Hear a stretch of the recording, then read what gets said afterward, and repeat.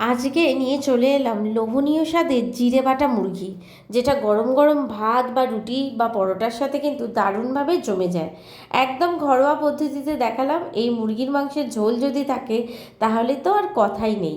তো চলুন আমার রান্নাঘরে ঝটপট বানিয়ে ফেলি জিরে বাটা মুরগি। প্রথমে আমি কিছু মশলা বানিয়ে নেবো। এখানে আমি গোটা জিরে নিয়ে নিয়েছি 2 চামচের মতন। সেই জিরেটাকেই আমি বেটে নিয়েছি, যদি শিলপাটায় বাটতে পারেন, আমি মিক্সিতে বেটে নিয়েছি। আর এখানে একটা ড্রাই মশলা করে নিতে হবে। এখানেও জিরে দিলাম 1 চামচ, যেহেতু জিরে বাটা মুরগি এই জন্য জিরের পরিমাণটা একটু বেশি হবে। 4টে নিলাম এলাচ দানা আর 3টে শুকনো লঙ্কা নিয়ে শুকনো খোলায় ভালো করে ভেজে নিলাম। তারপরে গুঁড়ো করে রেখে দেবো। এদিকে একটা খেয়াল রাখতে হবে, গুঁড়োটা যেন একদম মিহি না হয়, একটুখানি যেন কচকচে ভাপার থাকে। এবার মাংসটাকে ম্যারিনেট করব। তার জন্য দিয়ে দিলাম একটা দই। আমি এখানে 3 চামচের মতন, বড় চামচের 3 চামচের মতন টক দই নিলাম। এর মধ্যে দিয়ে দেবো সেই যে জিরে বাটাটা গুঁড়ো করে রেখেছিলাম, সেই জিরেটা দিয়ে দেবো। আর দেবো কাশ্মীরি রেড চিলি পাউডার পরিমাণ মতন, সব আমি এখানে 1 চামচের মতন ইউজ করেছি। আর দেবো হলুদ গুঁড়ো আমি এখানে 1 চামচের মতন ইউজ করেছি। দিয়ে ভালো করে মিশিয়ে নেবো, দইটার সাথে ভালো করে মশলাটা মিশিয়ে নেবো। আর দইটা কিন্তু জল ঝরানো হতে হবে, জল যেন একদম না থাকে। তো এইভাবে মিক্সড করে নিচ্ছি। মিক্সটা যদি ঠিকভাবে হয় তাহলে কিন্তু চিকেনটা খেতে দারুণ লাগবে। এরপর এখানে অ্যাড করে নেবো হচ্ছে সর্ষের তেল। আমি এখানে ছোটো চামচের 2 চামচের মতন সর্ষের তেল অ্যাড করলাম।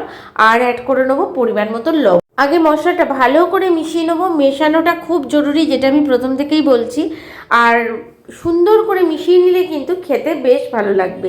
আবার দেখুন, লবণ দিয়ে ভালো করে মিক্সড করে নেবো। করে নেওয়ার পর আমি এখানে মুরগির মাংস নিয়ে নিয়েছি, সেগুলো ধুয়ে পরিষ্কার করে নিয়েছি।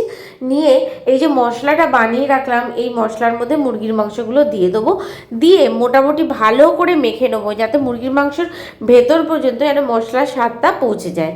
মোটামুটি 1 ঘন্টার মতন ম্যারিনেট কিন্তু এই রান্নায় করতেই হবে। আর হাতে যদি বেশি সময় না থাকে, আধা ঘন্টা তো মিনিমাম করতেই হবে, নাহলে কিন্তু খেতে একেবারে ভালো লাগবে না। দেখুন এইভাবে মেখে নিয়ে 1 ঘন্টার মতন ম্যারিনেট করে নিয়েছি। কড়া বসিয়ে নিয়েছি, কড়ায় তেল দিয়ে দিলাম সর্ষের তেলেই পুরো রান্নাটা করব। তারপরে তেল গরম হতেই এখানে প্রথমে আলুগুলো ভেঙে নেবো। আমি মুরগির মাংসর জিরে বাটার ঝোল করব, একটু তো আলু দিতেই হবে। দেখুন আলু ডুমো করে কেটে নিয়েছি, তার মধ্যে পরিমাণ মতন হলুদ গুঁড়ো আর লবণ দিয়ে গোল্ডেন ব্রাউন করে আলুগুলোকে ভেজে নেবো। যেন খুব সুন্দর করে ভাজা হয়, কিন্তু দেখতে হবে যেন পুড়ে না যায়, তাহলে কিন্তু খেতে একদম ভালো লাগবে না। হালকা যেই কালারটা একটু গোল্ডেন কালার হবে না, তখনই আলুগুলো কিন্তু তুলে নিতে হবে। তো একদম সিম আছেই কিন্তু এই রান্নাটা করতে হবে, যাতে আলুগুলো পুড়ে না যায়। তো আলুগুলো ভালো করে ভেজে নিয়েছি। ভেজে নেওয়ার পর বাকি তেলে ফোড়ন হিসাবে দিলাম গরম মশলা, আর দিলাম 1/2 চামচের মতন গোটা জিরে।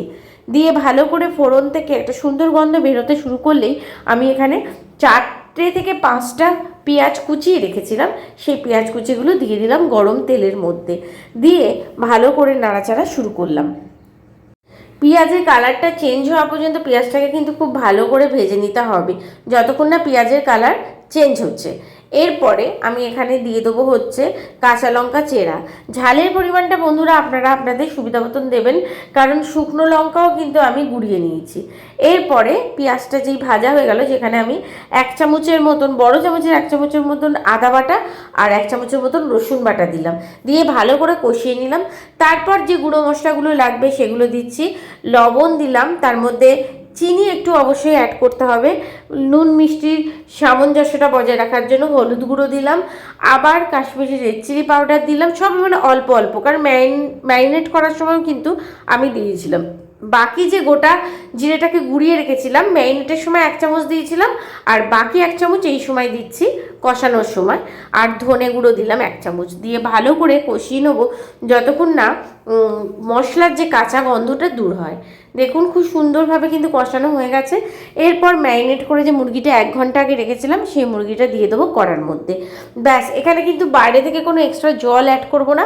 মুরগির মাংস থেকে যে জলটা বেরোবে তাতেই কিন্তু পুরো রান্নাটা হয়ে যাবে। এবারে ভালো করে পেঁয়াজ দিয়ে যে মশলাটা বানিয়ে রেখেছিলাম, সেই মশলাটার সাথে মুরগির মাংসটা খুব ভালো করে কষিয়ে নিতে হবে। দেখুন ভালো করে আগে মিশিয়ে নেবো, যাতে মশলার সঙ্গে মাংসটা খুব ভালো করে মিশে যায়।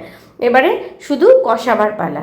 আমি ডুমো করে যে আলুগুলো ভেজে রেখেছিলাম, দেখুন সুন্দর করে আলুগুলো কিন্তু ভেজেছি, একটুও পড়েনি। এইবারে আলুগুলো মিশিয়ে দিলাম, ব্যাস একটা ঢাকা চাপা দেবো।